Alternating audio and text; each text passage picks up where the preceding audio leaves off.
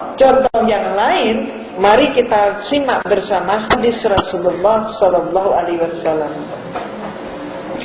Dalam salah satu hadis Rasulullah Sallallahu Alaihi Wasallam, Rasulullah bersabda, "Utlubul ilma walau bisin." Tuntutlah ilmu sampai ke negeri Cina. Mengapa Rasulullah bersabda demikian? Karena Cina saat itu sudah mencapai kebudayaan yang sangat tinggi.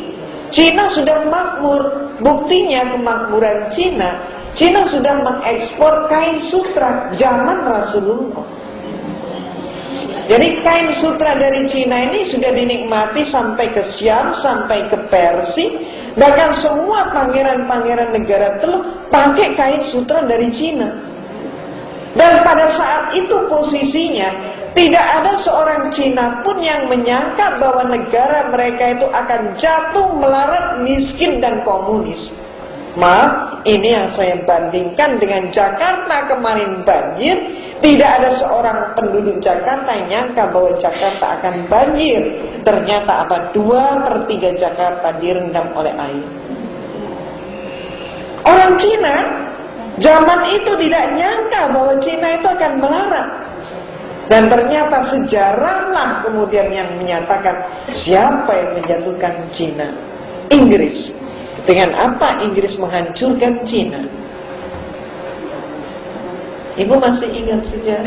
Ya? Opium. Opium, candu. Kalau sekarang apa? Narkotika. Bagaimana caranya? Inggris tidak pernah mengirim serdadu, tidak pernah menjatuhkan bom, tapi Inggris cukup dengan biaya yang sangat murah menghancurkan Cina. Berkapal-kapal opium dikirim ke Cina. Begitu kapal-kapal itu mendarat, lihat nih persamaan dengan Indonesia. Maka siapa penadah pertama?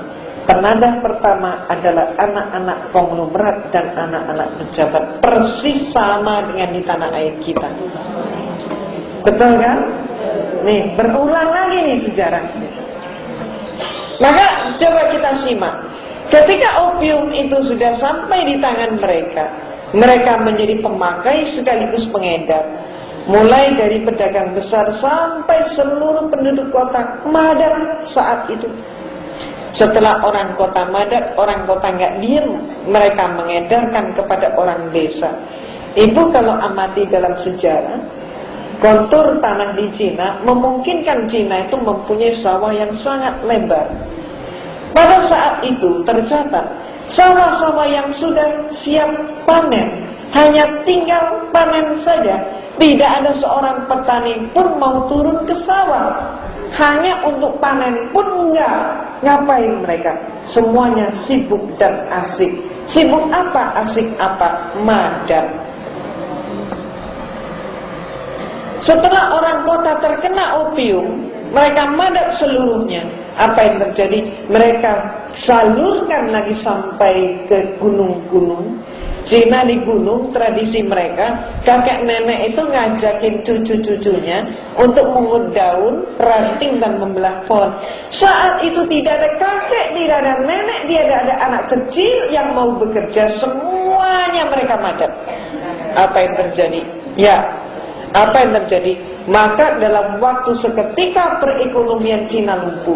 Setelah lumpuh, hancur perekonomian Cina. Dengan robohnya perekonomian Cina, maka komunis masuk dan mereka ditelan oleh komunis. Maaf ibu-ibu, inilah sesungguhnya yang sedang terjadi di tanah air kita. Ini tadi yang saya katakan, ada bahaya yang lebih besar 10 kali daripada banjir. Dan itu sedang terjadi di tanah air kita. Cuman kita sedang tidur, tidak tahu kita. Inilah yang saya maksudkan. Dan saya menyimpulkan demikian ini karena saya mempelajari sejarah. Mengapa saya belajar sejarah? Karena perintah Allah. Ini yang terjadi. Maka ibu-ibu, coba bandingkan. Cina dihancurin oleh Inggris dengan status sebagai negara pengkonsumsi narkotika. Negara kita ini bukan negara pengkonsumsi saja. Kita sudah tergolong produsen narkotika.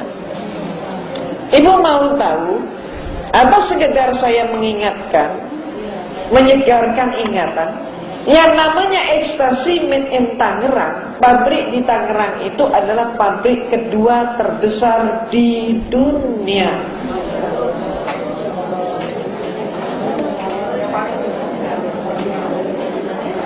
Jadi ibu-ibu,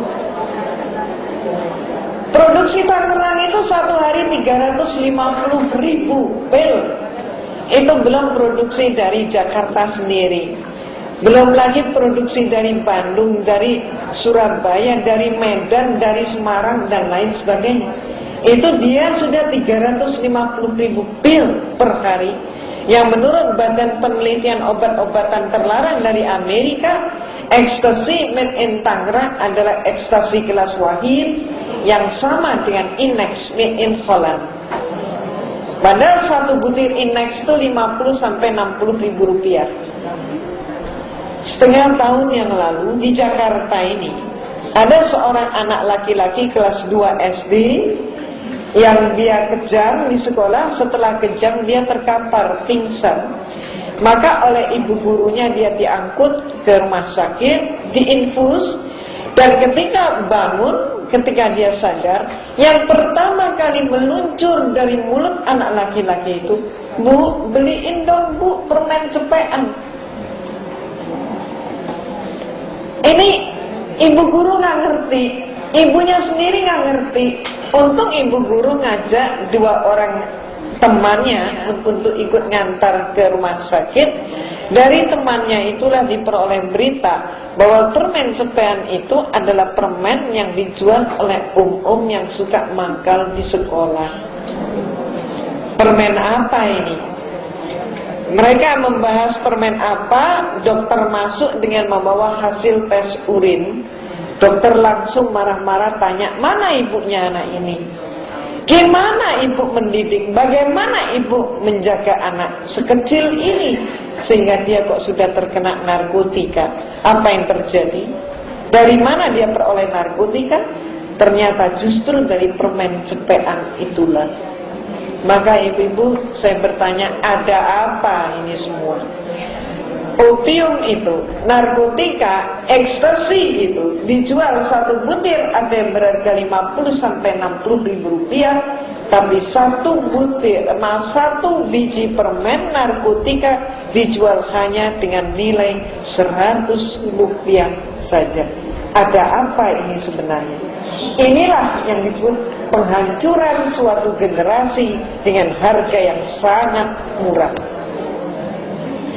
Ibu-ibu yang saya hormati, sesekali ibu mencoba melihat kehidupan di bawah jembatan. Ada apa di bawah jembatan itu? Maka kalau ibu-ibu sudah masuk ke situ, ibu akan melihat bahwa anak-anak usia SD dari umur 5 sampai 12 tahun, banyak di antara mereka itu yang berbagi lem Aika Aibon. Ibu tahu lem Aika Aibon kan? Itu satu kaleng kecil yang sekian ini, itu mereka bagi 4. Mereka bagi 4, maka tiap anak akan menghisap 1/4 kaleng dan sambil memandang apa yang mereka inginkan. Mereka ingin menikmati seolah hidup di apartemen, mereka ingin menikmati makanan di hotel, atau mereka ingin menikmati pemandangan kaum hawa yang sedang bertelanjang. Maka cukup mereka pikir dengan menghisap Aika Aibon itu dan fly mereka. Coba, ini yang mereka lakukan sekarang. Dan mereka hanya apa? Hanya butuh menjadi pengamen untuk mendapatkan uang 3.000 rupiah per hari. Cukup. Mereka tidak butuh makan, mereka tidak butuh minum. Yang mereka butuh ngisep tuh Aika Aibon. Dapat uang 3.000, fly mereka. Ini yang terjadi saat ini di tanah air kita, di Jakarta nih. Maka ibu-ibu, ada data yang menyatakan dari Farmakolo yang menyatakan nanti 2005 50% daripada generasi muda Indonesia akan idiot.